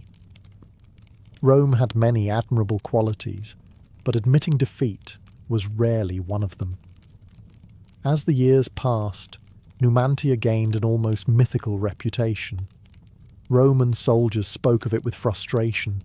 Senators spoke of it with embarrassment. How could the greatest power in the Mediterranean be held at bay by a relatively small city in the mountains? The answer was becoming painfully obvious. The Numantines understood something Rome did not. They were fighting for survival. Rome was fighting for prestige. One side was always going to be more motivated. The situation became so embarrassing that Roman leaders finally decided drastic action was necessary. The city could no longer be treated as a local problem. It required one of Rome's most capable commanders. A man who had already destroyed Carthage itself. A man whose reputation carried weight throughout the Mediterranean. His name was Scipio Aemilianus. And when he arrived in Hispania, he brought something that had been missing from previous campaigns. Patience. Because he intended to defeat Numantia not by storming its walls, but by slowly choking the life out of it. The city of Numantia had humiliated Rome for nearly 2 decades. Roman armies had marched into the hills of central Hispania full of confidence and returned with little to show for it. Some commanders blamed the terrain. Others blamed bad luck. A few blamed their predecessors. The Senate was tired of excuses. If Numantia could not be conquered by ordinary generals, then Rome would send an extraordinary one. In 134 before Christ, Scipio Aemilianus arrived in Hispania. His reputation preceded him. This was the man who had captured and destroyed Carthage, the man whose name carried weight throughout the Mediterranean. Roman citizens expected him to finish the war quickly. Scipio took one look at the situation and realized why so many had failed. The problem was not Numantia. The problem was Rome. Years of frustration had damaged discipline within the army. Soldiers had grown comfortable. Officers had become careless. Campaigns lacked consistency. Too many commanders had chased glory instead of focusing on victory. Before attacking the enemy, Scipio decided to fix his own army. The reforms were brutal. Luxury items were removed from camp. Soldiers endured harsh training exercises. Marches became longer. Standards became stricter. Discipline returned. Many legionaries hated it. Scipio did not care. He understood an uncomfortable truth. A poorly disciplined Roman army was often more dangerous to itself than to its enemies. Once he was satisfied with his troops, Scipio made another surprising decision. He would not launch a grand assault against Numantia. Many commanders would have done exactly that. A dramatic attack promised glory and a quick resolution. It also promised heavy casualties. Instead, Scipio chose patience. The kind of patience that drives defenders slowly toward despair. Rather than storm the city, he surrounded it. Roman forces constructed an enormous ring of fortifications around Numantia. Camps, walls, trenches, towers, and defensive works gradually sealed off every route in or out. The city was becoming a prison. No food could enter. No reinforcements could arrive. No escape remained possible. The Numantines watched the trap tighten month after month. Yet they refused to surrender. That determination impressed even their enemies. As supplies dwindled, conditions inside the city became desperate. Hunger spread. People consumed whatever food remained. Ancient sources described terrible suffering as starvation tightened its grip. Still, resistance continued. Scipio's strategy was working, not because he had defeated Numantia in battle, because he had made battle unnecessary. After months of isolation, the city finally reached its breaking point. And when the end came, it would leave a mark on Roman and Spanish memory for centuries. The fall of Numantia should have marked the end of serious resistance in Hispania. That is certainly what many Romans hoped. The city had been starved into submission. Its defenders had become legends. One of Rome's greatest generals had finally delivered the victory the Republic desperately wanted. Surely the rest of Hispania would now accept Roman rule. Surely the wars were over. They were not. In fact, some of the hardest fighting still lay ahead. For decades after Numantia's destruction, Rome gradually expanded its influence across the peninsula. New settlements appeared. Roads stretched across conquered territories. Mines poured wealth toward Italy. Roman governors collected taxes and enforced Roman authority. On maps in Rome, Hispania increasingly looked conquered. On the ground, reality was rather different. Far to the north, beyond the more developed regions of the peninsula, lay lands that remained stubbornly independent. Mountain ranges rose sharply from the landscape. Dense forests covered the slopes. Narrow valleys twisted through difficult terrain. This was the homeland of the Cantabrians and Asturians, and they had no intention of surrendering. To Roman observers, these tribes seemed fierce, stubborn, and almost impossible to intimidate. They lived in fortified hill settlements, relied heavily on livestock, and knew every mountain path better than any invading army ever could. Most importantly, they understood how to use the terrain. A Roman legion was a terrifying weapon on open ground. A Roman legion struggling through steep mountains was something else entirely. Imagine marching through narrow passes where enemies could attack from above. Imagine hauling supplies through forests where every shadow might conceal an ambush. Imagine trying to force a decisive battle against opponents who simply refuse to fight on your terms. The northern tribes excelled at exactly this kind of warfare. They struck quickly and disappeared. They raided Roman positions. They attacked supply lines. They turned the landscape itself into an ally. Roman commanders found themselves facing a familiar frustration. The enemy would not stay still. Generals arrived, promising quick victories. Instead, campaigns dragged on. Reports reached Rome describing ambushes, setbacks, and stubborn resistance. The mountains seemed to produce warriors faster than Rome could defeat them. Even worse, every Roman advance pushed deeper into territory that was difficult to govern and expensive to control. The Republic had conquered wealthy regions before. Now it was fighting for remote mountains, whose greatest value appeared to be producing rebellious tribesmen. Yet Rome could not simply leave, because every act of resistance challenged Roman authority, and by the time the 1st century before Christ approached, the question was no longer whether the north would be conquered. The question was, who would finally finish the job? The answer would come from Rome's first emperor himself. The answer would come from Rome's first emperor. His name was Augustus. By the late 1st century before Christ, the Roman world had changed dramatically. The republic that first entered Hispania during the war with Carthage was gone.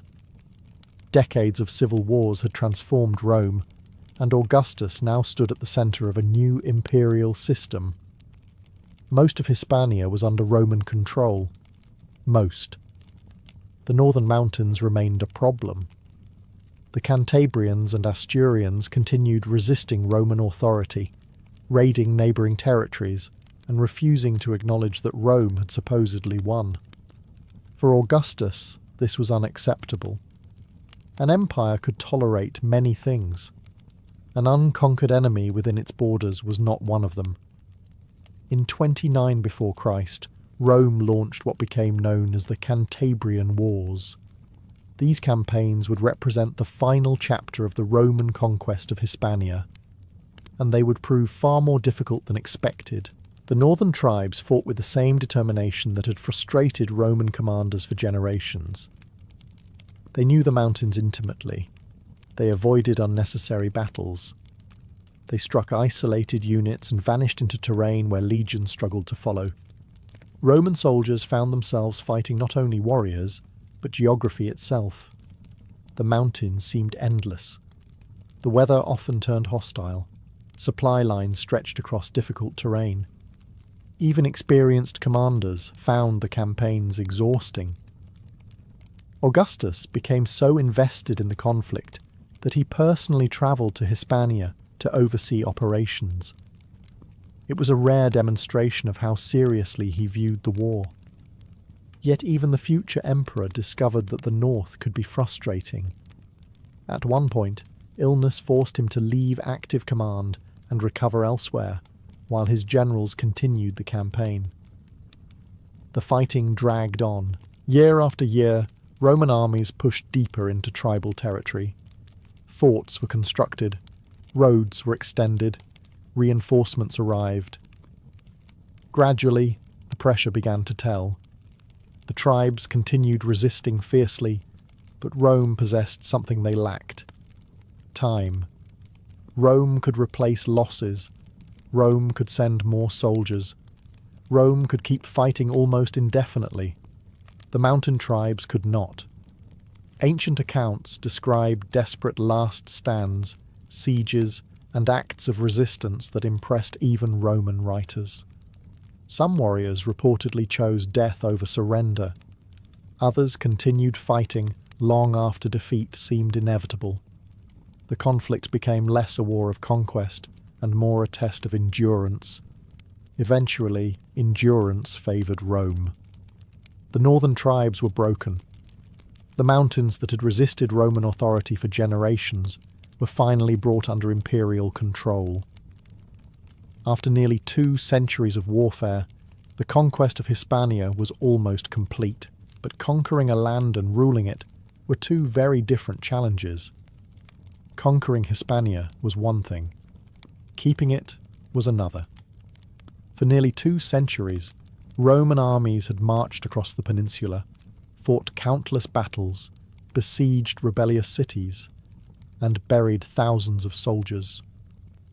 At last, the wars were ending. Now came the challenge that truly mattered. How do you turn a conquered land into part of an empire? Augustus understood that military victories alone would never guarantee lasting control. A legion could defeat an enemy army. It could not force an entire population to think of itself as Roman. That required a different strategy, a slower strategy, a strategy that often proved far more effective than war. Across Hispania, roads began spreading like arteries through the landscape. Roman engineers connected distant regions that had once been separated by mountains and wilderness. What had taken days to travel could now be crossed far more efficiently. Merchants benefited, officials benefited, the army benefited. Most importantly, Rome benefited. Where roads went, Roman influence followed. New cities appeared throughout the peninsula. Some were founded specifically for retired legionaries. Veterans received land grants and settled in Hispania, bringing Roman customs, language, and traditions with them. These settlements became islands of Roman culture. Then they became centres of Roman culture. Eventually, they became ordinary parts of daily life. Temples rose in city centres. Forums hosted markets and political gatherings. Bathhouses introduced comforts. Many local communities had never experienced before. Roman law gradually replaced tribal customs in many regions. Latin spread steadily across the peninsula, not overnight, not everywhere, but generation by generation. The transformation was remarkable. Children growing up in Roman towns often spoke Latin as their primary language. Local elites adopted Roman fashions. Wealthy families sent sons into Roman administration or military service. Some even became important figures within the empire itself. The irony was difficult to miss. The descendants of people who had once fought Rome now served Rome. Yet not everything changed. Local traditions survived. Regional identities remained strong. Ancient customs continued alongside Roman ones. Hispania did not become a copy of Italy. Instead, it became something new. A blend of Roman and local influences. Perhaps that is why the process succeeded where pure military force often failed. People were not simply being conquered, they were being absorbed. By the beginning of the 1st century after Christ, much of Hispania was peaceful, prosperous, and deeply connected to the wider Roman world. Looking around, it would have been difficult to imagine the centuries of warfare that had come before, but the legacy of those wars had not disappeared. In fact, Hispania was about to give something back to Rome. Something Rome never expected: its future rulers. The conquest was finally over. After nearly 2 centuries of warfare, Rome had achieved what countless generals had promised and many had failed to deliver. The tribes had been subdued. The mountains had been pacified. Roads crossed the peninsula. Cities flourished beneath Roman rule. Hispania was no longer a frontier. It was part of the empire. Yet history has a sense of irony. After spending generations trying to conquer Hispania, Rome would eventually find itself governed by men born there. In many ways, this was the ultimate sign that the conquest had succeeded. The children and grandchildren of former enemies were no longer outsiders. They were Romans. Long before you ever sing a poem before a king, long before your words can start a feud or preserve a hero's name for generations, someone must first decide that you are worth teaching. And in ancient Celtic society, that was no small decision. You are perhaps 8 or 9 years old when your journey begins. While other children spend their days tending livestock, carrying water, or or helping in the fields, your future may be heading in a very different direction. Not because you are stronger, not because you are wealthier, but because someone believes you possess something rarer, a mind capable of remembering. The Celtic world places enormous value on memory. In a society where much knowledge is passed down orally, forgetting important information is not merely embarrassing, it can be disastrous. A lost genealogy might weaken a king's claim to power. A forgotten treaty could spark conflict. An incorrectly recited poem might offend an entire family. This is where the bards come in. To modern ears, the word bard may sound like a wandering musician carrying a harp and singing pleasant songs by a campfire. The reality is far more impressive. A bard is a historian, poet, entertainer, advisor, diplomat, and living archive all rolled into one. He preserves the memory of his people. He remembers who ruled, who fought, who married whom, and who deserves glory or shame. In many Celtic societies, especially in Ireland and parts of Britain, a skilled bard commands enormous respect, sometimes even fear. After all, a warrior's spear can wound the body. A bard's words can wound a reputation for generations. As a result, families often view bardic training as a prestigious opportunity. Not everyone is eligible. The education is long, difficult, and requires years of dedication. This is not a profession for someone hoping to avoid homework. In fact, it may involve more homework than almost any occupation in the ancient world. Imagine spending years memorizing thousands upon thousands of lines of poetry without writing them down. Suddenly tending sheep starts looking surprisingly attractive. Eventually, arrangements are made. A respected bard agrees to accept you as a student. Your family prepares for your departure. The moment feels exciting. It also feels frightening. Because becoming a bard does not happen at home. To begin learning the secrets of poetry, music, and memory, you must leave behind everything familiar. And soon you will discover that the path to becoming a bard is far more demanding than anyone warned you. The path to becoming a bard begins with a goodbye, not a dramatic farewell filled with tears and speeches. Ancient Celtic families are generally practical people. There are animals to feed, fields to tend, and daily life to continue. Still, the moment carries weight. You are leaving home. Perhaps not forever, but for many years. The respected bard who has agreed to train you lives far from your family's settlement. He may serve a local king, belong to a renowned bardic family, or oversee a small school where several apprentices study together. Whatever the arrangement, your childhood is about to change. The journey itself feels significant. As you travel through forests, valleys, and winding tracks, you leave behind the world you know. Familiar faces disappear. Familiar routines vanish. Ahead lies a future built almost entirely around learning. And not the pleasant kind of learning where someone occasionally compliments your effort. The demanding kind. The bard who greets you is not impressed by your arrival. He is not interested in your potential. Potential means nothing. Results matter. Many bardic teachers expect strict discipline from the very beginning. The profession carries prestige because it requires mastery, and mastery demands effort. A great deal of effort. You quickly discover that being accepted as a student is not the same as becoming a bard. It is merely permission to begin suffering toward that goal. Your days soon settle into a routine. You wake early. You assist with chores. You observe older students. You listen carefully. Most importantly, you begin memorizing. At first the lessons seem manageable. Short poems, traditional stories, names of important families. Then the lists grow longer, and longer, and longer. Soon you find yourself trying to remember genealogies stretching back generations. One mistake, and you start again. The ancient Celts place enormous trust in trained memory.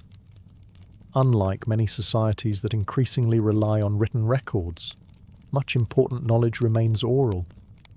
A bard must be able to recite information accurately without hesitation.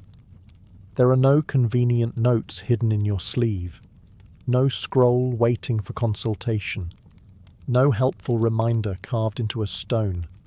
Your mind must become the library. That realization arrives quickly and somewhat painfully. The older students make it look easy. It is not. You watch them recite lengthy poems flawlessly and wonder if they possess supernatural powers. They do not. They simply have years of training ahead of you. As evening falls and the lessons finally end, you realize something important. Becoming a bard is not about learning a few songs. It is about reshaping the way your mind works. And tomorrow, the true challenge begins. You will start learning the art that separates ordinary students from future masters. The art of remembering everything. Your mind must become the library. That realization settles over you on the first morning of serious instruction. Until now, you have been learning simple verses and short stories. Difficult, certainly, but manageable. You can still imagine yourself becoming a bard someday. Then your teacher begins the real lessons. Suddenly, the task ahead seems enormous. Ancient Celtic societies possess vast amounts of knowledge that must be preserved. Genealogies stretch back through countless generations. Heroic tales contain hundreds of names. Laws, treaties, boundaries, and traditions must all be remembered accurately. A mistake is not simply a mistake. It can alter history. Imagine standing before a king and accidentally giving his great-grandfather's achievements to a rival family. That is the sort of error that can make a room become very quiet, very quickly. Your teacher understands this, which is why he shows little sympathy. Hour after hour, you listen and repeat. Listen and repeat. Listen and repeat. At times it feels less like education and more like a very elaborate torture designed by someone who hated children. The older students seem amused by your struggle. Naturally. They suffered through the same process years ago. The secret, your teacher explains, is structure. Knowledge is not memorized randomly. Poems use rhythm, patterns, and carefully arranged language. Stories follow familiar forms. Genealogies are grouped into sequences that make them easier to retain. A trained bard learns to build mental pathways. One memory leads naturally to the next. One verse unlocks another. One story opens the door to 10 more. Slowly, your mind begins adapting. At first, you remember dozens of lines, then hundreds, eventually, thousands. The progress is gradual enough that you barely notice it happening. Until one day, a younger student arrives. You watch him struggle with a short poem that now seems effortless. For the first time, you realize how far you have come. That realization feels wonderful. It lasts approximately 5 minutes. Then your teacher introduces a far longer piece. Ancient bardic training is remarkably good at preventing excessive confidence. The challenge never stops growing. Some traditions suggest advanced students memorized material for years before reaching full status.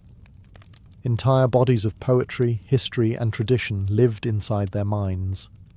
The responsibility is staggering, because every lesson carries the same message.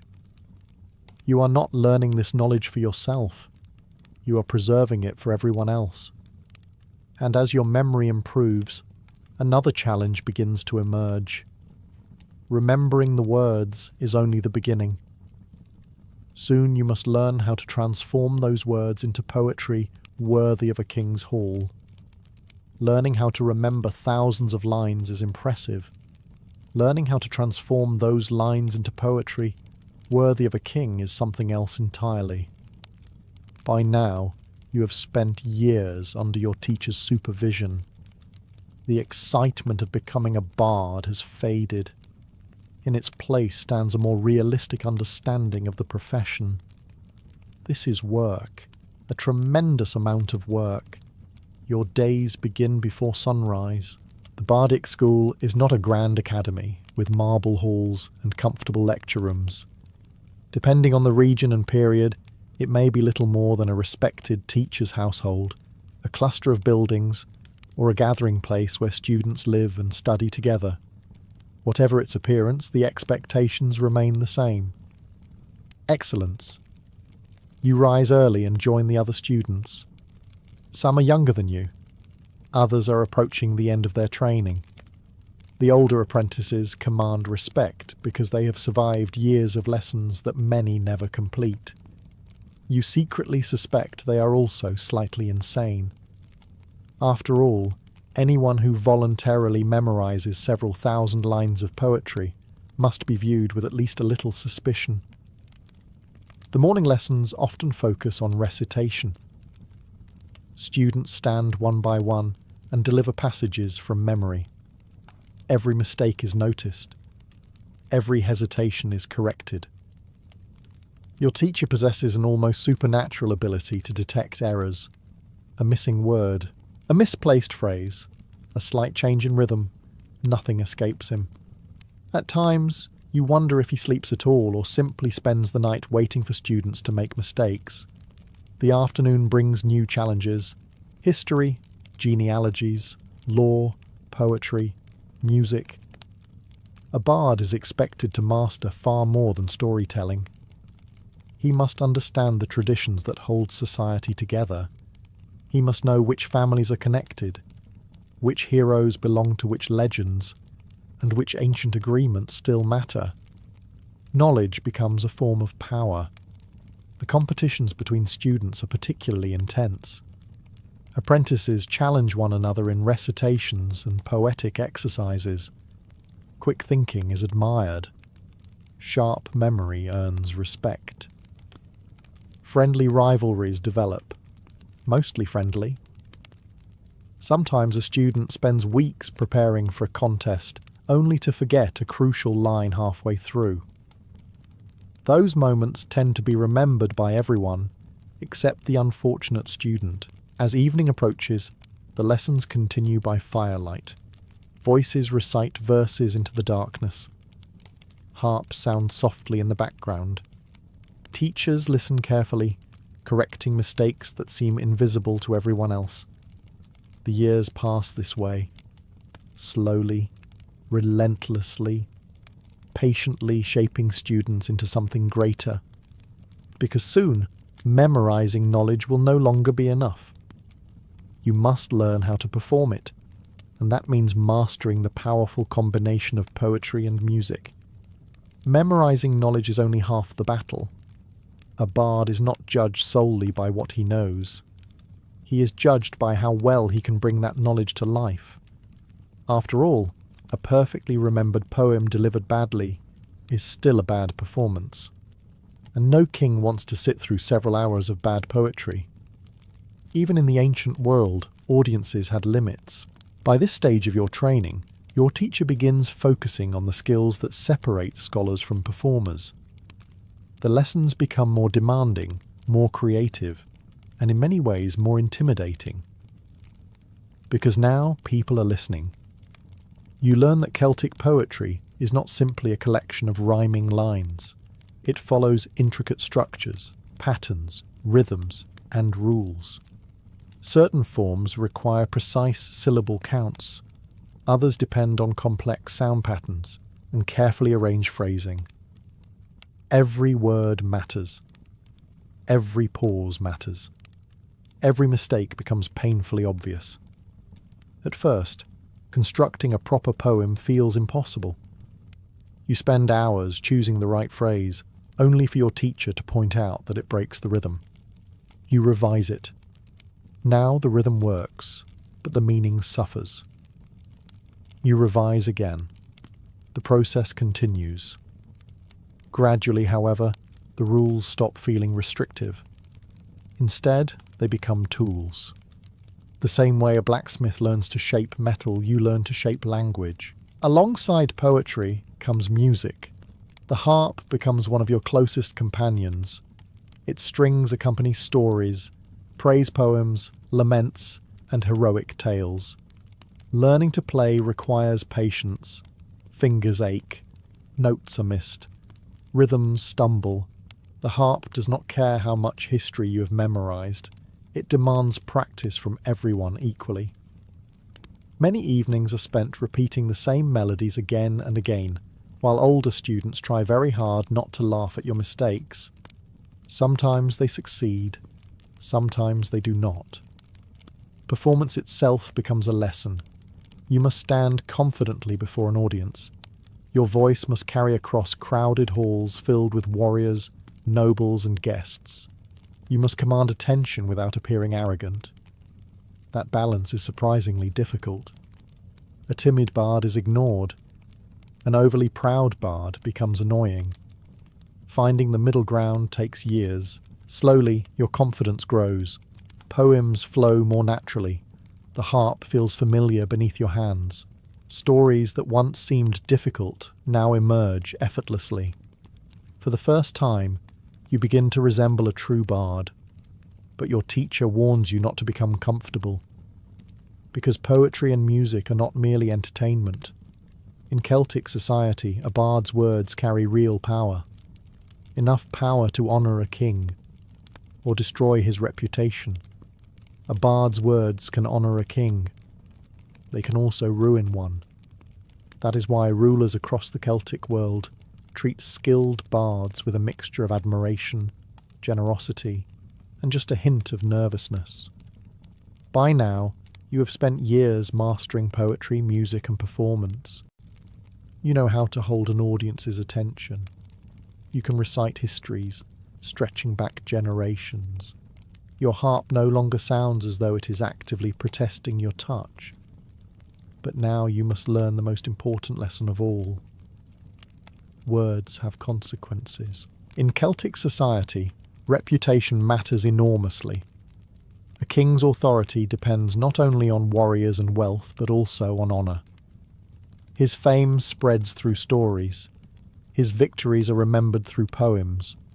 His generosity becomes known through the accounts of those who witness it. And who preserves those accounts? The bards. A great praise poem can elevate a ruler's status across an entire region. Guests at feasts hear it. Travellers repeat it. Future generations remember it. In a world without newspapers, television, or social media, the bard becomes one of the most powerful voices available. You are, in effect, the public relations department of the Iron Age, except with considerably better poetry. Your teacher explains that praise must be earned. A bard is expected to celebrate genuine achievements. A brave warrior deserves recognition. A generous king deserves admiration. False praise damages the bard's credibility. And credibility is everything. Yet praise is only one side of the profession. The other side is satire. This is where things become interesting. Many Celtic traditions believed that a skilled bard's satire carried extraordinary power. Some stories even suggest that a devastating satirical poem could bring shame, misfortune, or social ruin upon its target. Whether people believed such claims literally hardly mattered. The fear was real. Imagine spending years building your reputation only to become the subject of a poem mocking your cowardice, greed, or foolish behaviour. Worse still, imagine everyone enjoying it. Kings understood this danger perfectly. As a result, rulers often treated bards with remarkable respect. Gifts were given, hospitality was offered, seats of honour were reserved, partly out of admiration, partly out of self-preservation. As you begin composing your own poems, you realise the responsibility involved. A careless phrase can offend. An unfair criticism can create enemies. A well-crafted poem can shape how an entire community remembers a person. You are no longer simply learning stories. You are learning how stories influence society itself. And soon, those skills will take you beyond the classroom, because a bard's education does not end at school. The wider Celtic world is waiting. The wider Celtic world is waiting. After years of training, memorization, and discipline, your teacher finally allows you to leave the safety of the bardic school and experience the profession as it truly exists. Not in lessons, not in exercises, but in the halls of kings and chiefs. For the first time, you accompany experienced bards as they travel between territories. The journey itself is an education. Roads are often little more than muddy tracks. Forests stretch for miles. Rivers must be crossed.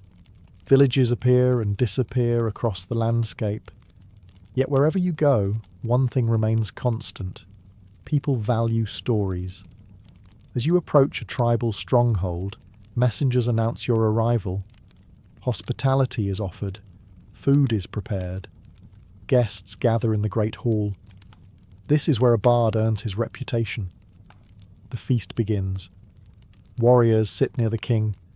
Nobles occupy places of honour. Servants move between tables carrying food and drink. Conversations fill the air. Then the hall grows quiet. A bard rises to perform. Suddenly, years of training make perfect sense. The stories are not merely entertainment. They are history lessons, political statements, family records, moral instruction, public memory. A single performance may recount the deeds of ancestors, remind listeners of old alliances, celebrate recent victories, and reinforce a ruler's legitimacy. That is a great deal of responsibility for one person carrying a harp.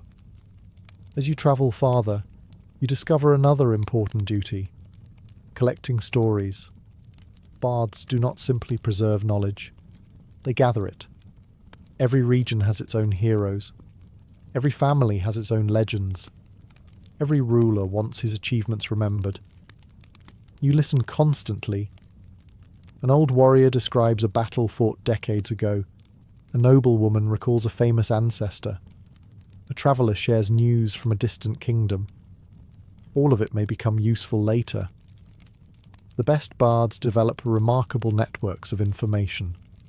Long before modern communication, they often served as carriers of news between communities. Naturally, this also means they occasionally become involved in local disputes. One ruler claims his grandfather defeated 3 enemy kings. Another ruler claims it was only one. As a bard, you quickly learn that history becomes surprisingly flexible when pride enters the conversation. Diplomacy becomes as important as memory. A careless remark can offend an entire family. A poorly chosen poem can create lasting enemies. The road teaches lessons that no classroom ever could.